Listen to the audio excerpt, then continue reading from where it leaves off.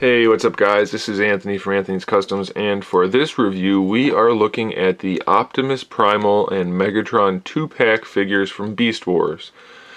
Now, if you are familiar with Beast Wars but not super familiar with the history behind it and everything, this is the original design for Optimus Primal, this is the original design for Megatron. They were originally going to be, obviously, a bat and an alligator, I believe, because a crocodile has the squared off nose, if memory serves.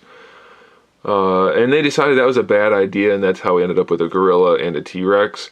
But they did make us some figures nonetheless, mostly because the figures were made before the show was. So that's why we get a lot of figures that don't match the show completely.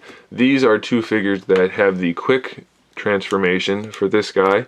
We're just going to pull up on the tail to unsnap that, and it will transform him, hopefully. As you'll notice, the shoulders aren't in the right position. This guy, I've had a few of these over the years.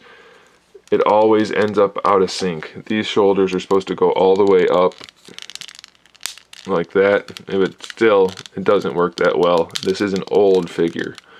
They didn't have the technology that we have now, obviously, so it didn't work perfectly. But you can kind of see where they got some of the design elements from the new Optimus Primal, the gorilla one. Out of this one, it's where the blue came from, a lot of the gray that they used, and then the red, they carried that over. The head is also fairly similar, but of course we don't have a whole lot of detail. We do have a swivel here, ball hinge, or ball peg there, nothing in the wrist, ball peg hips, and ball peg knee, and then just a standard hinge for the ankle. So of course, it's a very minimalistic figure. These are both probably slightly smaller than your average deluxe figure. That's why they came in a 2-pack probably. Cool thing is he did have these blades that connected to his wings, and this kind of carried over in the Optimus Primal Gorilla figure because he ended up with some cool blades that were hidden as well. So for a decent little 2-pack, I mean, it's a nice figure, but it's not incredibly impressive. So that's the Optimus Primal figure. He stands only about 4 inches, 4¼ inches tall. And now for Megatron, we have the alligator. You just pull up on his tail and he transforms. He didn't have any of the issues really that Optimus had in terms of the gears not lining up right, because the gears only really flipped the head out. Everything else was already there.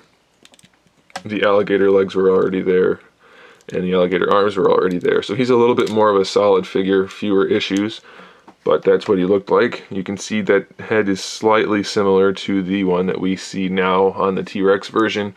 Articulation's all the same really, except he has a ball peg for the neck, ball peg shoulder, ball peg wrist, or elbow, I'm sorry, ball peg hips, ball peg knee, and then again, standard ankle hinge. Cool thing about this is his gun pops out of his tail.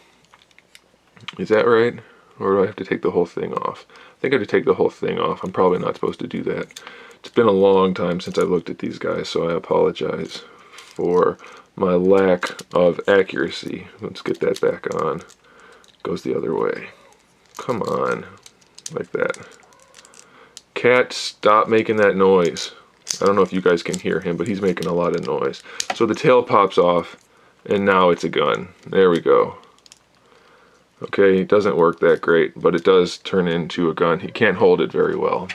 And he stands about 4 inches tall. So there it is, guys. Thanks for watching. Stay tuned for more figure reviews, custom figures, and other good stuff. And in the meantime, keep collecting.